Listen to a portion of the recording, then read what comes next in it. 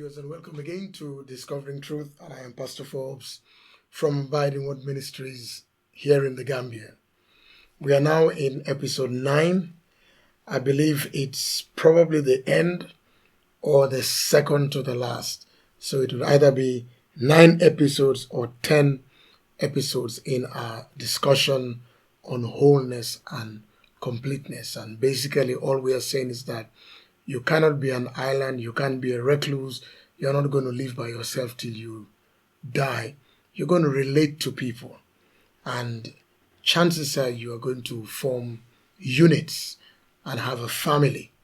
And that must not be by accident, but by choice, by proper determination and decision. And all we have been saying is that for that to happen, you must come into this relationship, come to the table from a position of wholeness and completeness rather than from a place of dependency, liability thinking, and just causing a lot of heartache to this relationship. So last week, as you remember, I took time to take us back to where we started from because, after 8 weeks, you tend to forget something. In the movies, they'll say previously this and this happened, but this is not a movie. And we also had to take a break for Easter and Palm Sunday and bring in relevant understanding and sharing for our lives. And I trust that those 2 messages were of great help and blessing to us because we know what it means to be let loose and brought to the Lord Jesus. Because he who made you knows how you function well. Nobody knows the product like the manufacturer. We were created in the image and the likeness of God. And then we talked about resurrection reality, that we should stop stooping down and knowing that new life has come to us. We can exhale. And so in this segment, episode 9, we want to start looking at what are some of the challenges that can happen when we get into this area of marriages and unions and setups that we have every faith and excitement as we enter them that all is going to be well. You look at a couple on their wedding day, regardless the culture, there's something beautiful, there's something unique, there's something special. They are the star of the day and the hour and the moment. And everybody is there to cheer on, to support, and to help. The majority of people anyway. There could be a few people who disagree with it, but generally, you're hardly going to see a marriage ceremony or photograph on social media where people are really going at each other, except something has been dramatically wrong. But you see, life's journey is not a straight line, ladies and gentlemen. I'm sure we've all discovered that. The journey to self-actualization and really manifesting my full potential and my purpose as God-given is not a straight line. There are going to be tests and trials and challenges and examinations and tests. I would make some wrong calls, some emotional mistakes, but my ability to bounce back, because in myself I have gone through from conception to where I am now, matured, knowing that I am okay, I am complete. I'm not begging, I'm not scheming, I'm not undermining, I'm not coming into this thing with an agenda to get somebody's money or that type of a thing. We're coming with wholeness. Yet in that wholeness, things happen. It will interest you to know, ladies and gentlemen, that there was a murder that occurred in the very first family on the earth. Cain killed his brother Abel. This was not family A versus family C. There was only one family on the earth. Adam, his wife Eve, their sons Cain and Abel. And yet, by jealousy and anger and bitterness, Cain killed Abel. So it means that even outside of external opposition, sometimes internally, issues come in. And the issues are plenty, but you must make sure you are okay. And that's where principles like self-government come into our lives, where we are okay, we are confident, we are secure, we are whole, we are integrated, and we feel secured in ourselves. We are not insecure and waiting for people to always give us attention, affirm us, show us affection before we feel that we are good. Nobody compliments my shirt, I'm upset. Nobody compliments my car, I'm upset. I bought my house and nobody compliments me. We move from that and we come into knowing that all is well. And so when we come into this union, there is a need for complementing energies, joining forces, so that we increase strength to work together. Last week I showed us a scripture that said 2 are better than 1. 2 are better than 1. Now, it's no rocket science to know that challenges happen in every endeavor. As long as 2 people come together, 2 entities come together in business, 2 nations try to work out some kind of a confederation of sorts, states come together, something always happens. Even the topography of nations makes for one place to somehow look more advantaged in one area and other places look more disadvantaged in other area, and that in itself brings issues. Even among siblings, there is rivalry, competition in companies, in associations, in nations, all through. That happens on all levels, religious included. So what are some of the things that can happen before we talk about how we can solve them? Last week, I read a few and I want to read them again and go further. Because, ladies and gentlemen, the issue is not just what sometimes we, off the surface, write off as the problems. When I was thinking deeply about this thing, many things came to my heart beyond the 3, 4 people talk about money, maybe one boyfriend here, a girlfriend here, or something. No. Listen to this. Sometimes it could just be heartbreak caused by a lot of things. Disagreements, sometimes just based on perspectives. Breakups that occur. Separations, sometimes even for good, with a view to reconvening and coming back after having seen things from a less emotional point and blocking out all external forces and thinking about future and deciding that, look, we're going to make this work. Sometimes there are terminal illnesses, debilitating sicknesses, sicknesses that ground people. They happen in marriages. All was well until something went wrong. How do we handle that? Sometimes later along the line in the marriage, in the journey, there is dementia, Alzheimer's. Sometimes there is barrenness. Sometimes there is a long wait for children to be born. And then in-laws and families begin to put pressure and talk about the woman cannot give you, or the man cannot give you, or they want a boy, they want a girl, and all those pressures coming. Sometimes it's primary infertility, secondary infertility. As I said last week, you remember, as I will do, when we watched some proceedings of the Truth, Reconciliation and Reparations Commission, open hearings in our country, and people began to talk about some of the inhumane abuses and torture they went through, men, women. Some have to have and undergo reconstructive surgery so that they can be reproductively functional. What do you do when that happens? What about forced sterilizations, castrations?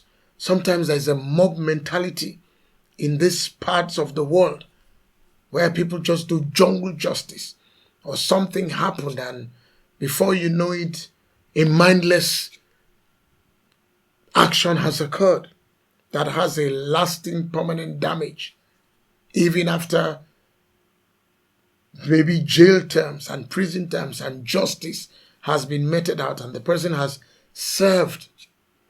What do we do? Sometimes there are sicknesses, genetic sicknesses. What do we do when these things happen? Because happen, they do. And ladies and gentlemen, if they are big enough to destroy us, break this union, then somewhere along the line, you're going to see a little crack in the lack of confidence and wholeness, and somebody maybe putting an undue weight, an unfair weight on another person, rather than coming on board with strength and strength of purpose to say, let's fight this together. Ladies and gentlemen, if two people want to push a car forward and one decides, well, let me go to the front and push it backwards, the car at best will not move, or it will move in the direction of the stronger person. When situations come and we face them, we must face them together, walk together, because we understand that we are on the same side. If I shame you, I shame myself. If you shame me, you shame yourself. It's either a win-win or a lose-lose scenario. It's never a win-lose. Sometimes, unfortunately, you hear statements like, he's a bad man, she's a wicked woman. I remember many years ago, a dear lady walked into my office, all really depressed. And what did she say to me? Pastor Forbes, my husband says I'm a witch. Well, I laughed. And I said to her, calm down.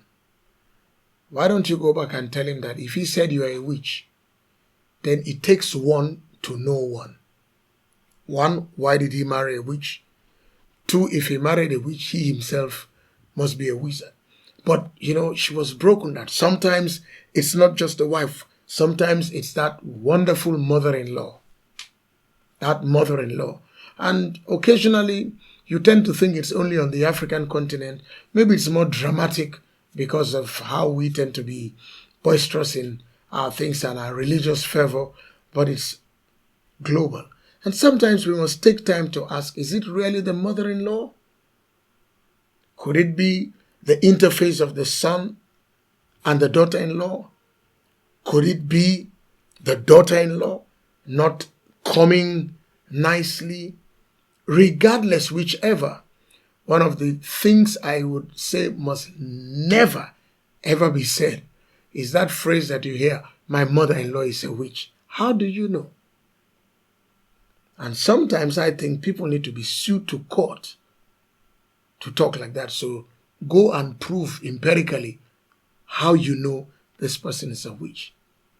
I have had countless experiences as a pastor, counseling over 30 years now.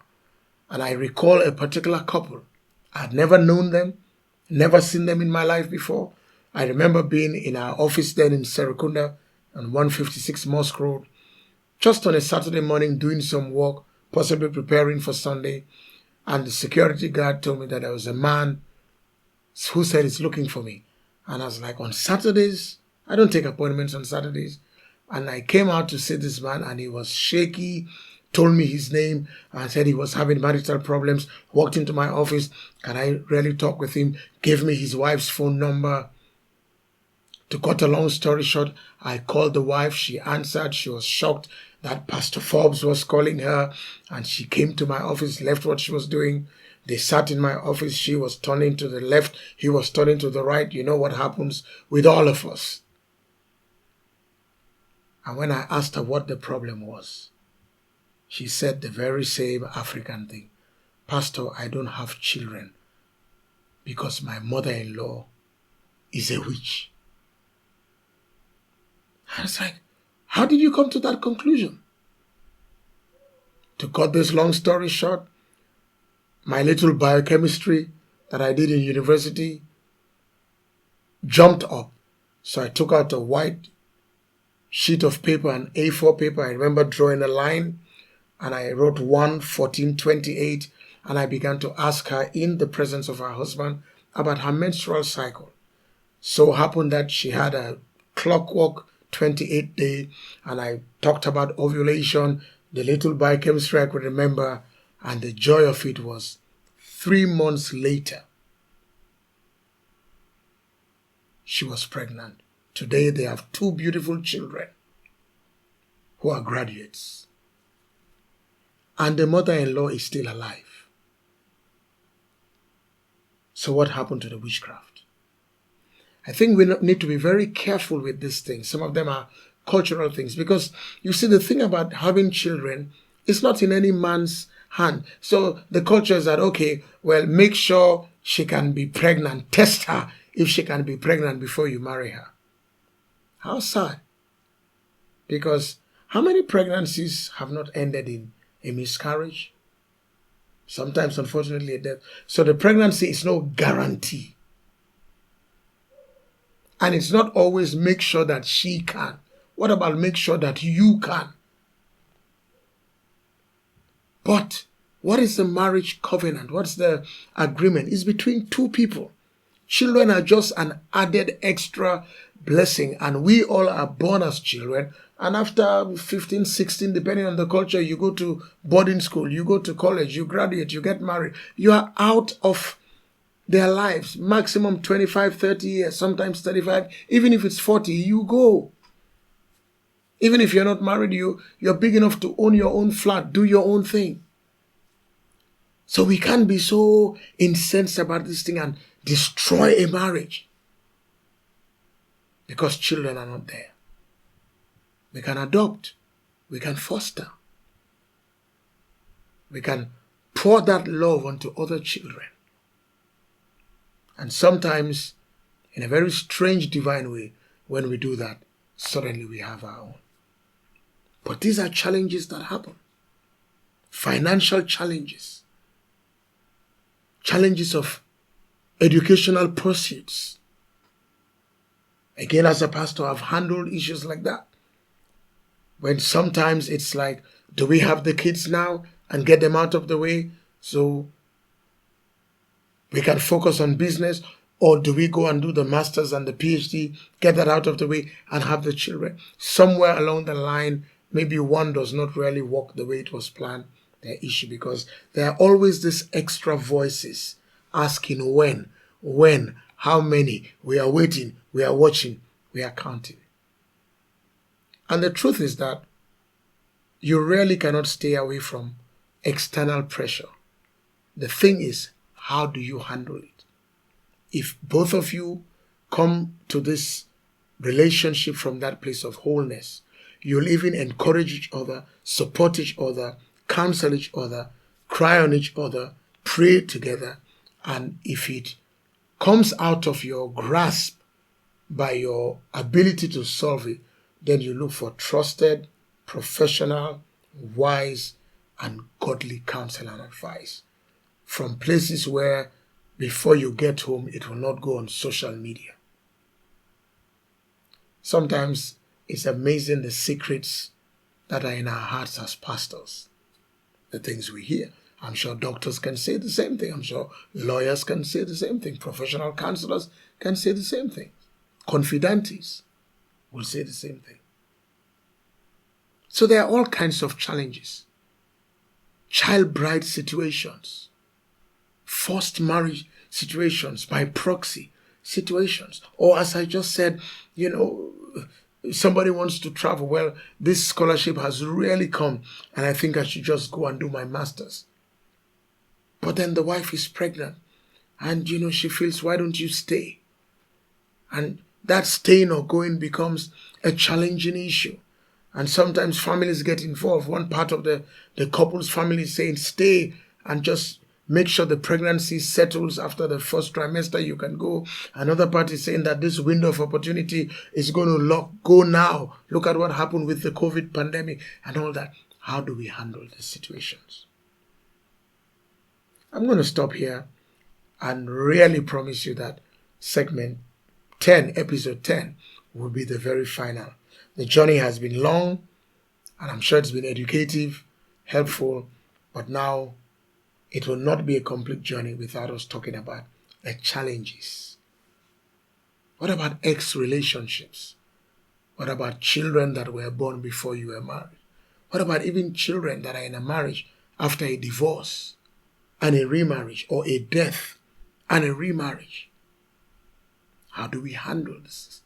What about when it comes to the issues of relocating from one nation to another nation because of a job? Especially when the job has been given to the wife and the husband yet does not have a job. Yet he's supposed to be the breadwinner, the head of the house. How does that handle? If wholeness is not in our lives, ego will spring up, and that could be the beginning of the end. We'll talk about all that and bring this series to a whole completion and a whole full stop and end. Until I come your way next week by the special grace of God with the final part, promise, the final part, part 10. This is Pastor Forbes saying, have a good day. May God bless us all. And I pray this helps us all to live lives from the position of wholeness and completeness rather than from scheming, crying, complaining, blaming everybody, and never seeing that we could also be wrong. Have a good day, and God bless us all. Discovering truth.